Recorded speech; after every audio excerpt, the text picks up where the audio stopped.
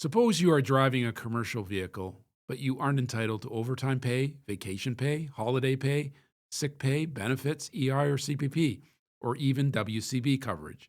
You might be okay with this because you own your own truck and you're growing your own business. But what if you don't have a truck or ability to ever own your own truck and were convinced by an employer of the higher income you will receive as a business owner if you just let go of those protections of being an employee? Now, also suppose you are a new immigrant to Canada who illegally paid somewhere between $25,000 and $75,000 to a consultant to become a temporary foreign worker able to work in Canada.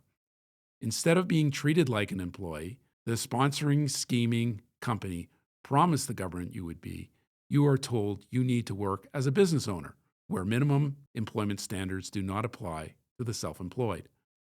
You are told you will be better off, we promise.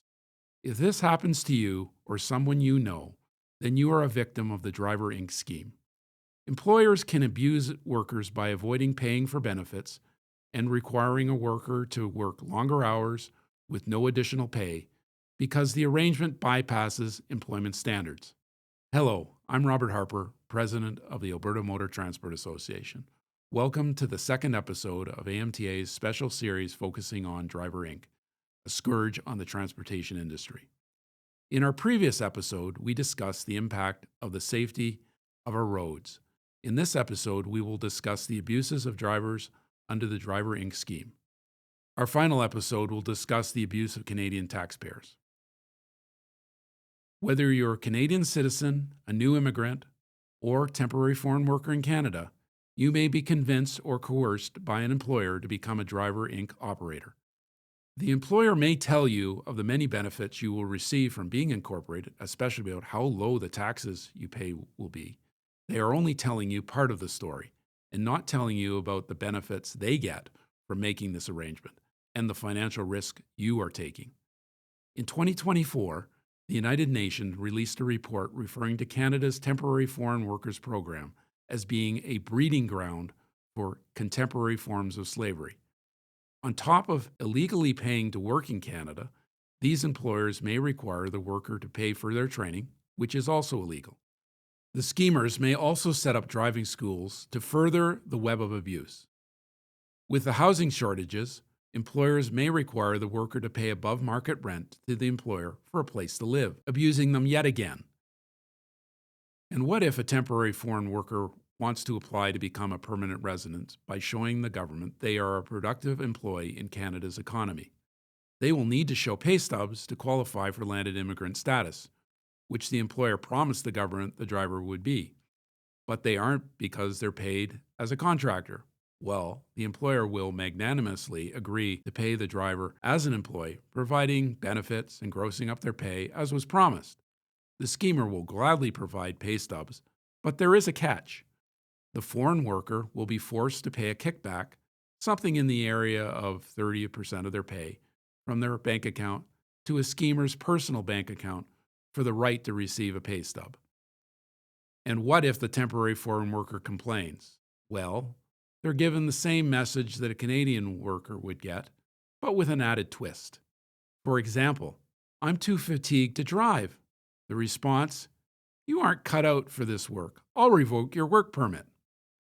Or how about, road conditions are unsafe. The response, other drivers on the same route, so failure to deliver could result in deportation. Or how about asking for a vacation or questioning that you're not being paid as per labor standards? The response could be, you will be on the next plane home. The reality for these workers is every action or minor hesitation becomes a potential threat to their stability and future, leaving them vulnerable and under extreme pressure. These are not exaggerations, but a common story shared by drivers in the industry. To recap, these drivers who paid for the right to work in Canada could be asked to pay kickbacks on each pay or could be threatened with deportation for refusing unsafe work. After they've paid and paid, they could be kicked out of Canada and lose everything they've invested in what they thought was a good opportunity to participate in Canada. Drivers privately share these stories. They fear sharing them publicly. They fear for threat of deportation and they fear for threats of violence against themselves or their families, whether in Canada or in their home country. Does this sound like organized crime to you? Let's be clear. The money that organized criminals can make by running the scheme in Canada is very attractive to criminal elements, and it should be a concern to a serious federal government. What can be done to fix this problem? The companies that are encouraging employees to act as owner-operators when they have no ability to own their own truck and run their own business need government agencies to challenge the exploitation. They need to come down hard on them, not with fines to the owner-operator, but the proponents, and ensure they treat their employees like employees. For foreign workers, the government has begun tightening the issuance of temporary foreign worker permits, but the government needs to follow up and ensure that employees brought to Canada for jobs are being paid as employees, as was committed on their work permits. Employers who abuse this must be fined and penalized severely. Government auditors must also examine the accumulation of assets by owners and their families to ensure that kickback schemes are not enriching employers at the expense of their workers. Anyone found participating in, receiving, or asking for payments from temporary foreign workers should be fined, jailed, or denied the ability to participate in sponsoring foreign workers. Lastly, drivers need to be consistently protected with no blind eye turned from government agencies because of political pressure or apathy. The focus needs to be on those companies that create Driver Inc. drivers, whether domestic or foreign, and not just on the Driver Inc. operators. I'm Robert Harper for the AMTA. Please help us end the abuses of Driver Inc.